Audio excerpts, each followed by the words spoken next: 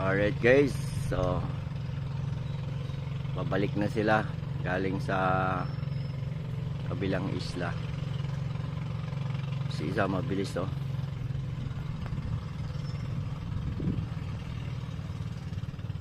Excuse me. Morning everyone, shout out sa lahat. Sa mga new followers, Happy New Year. Kumusta na ang buhay-buhay guys?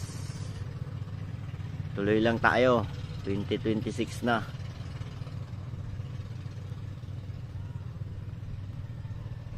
Please follow and share. Good morning.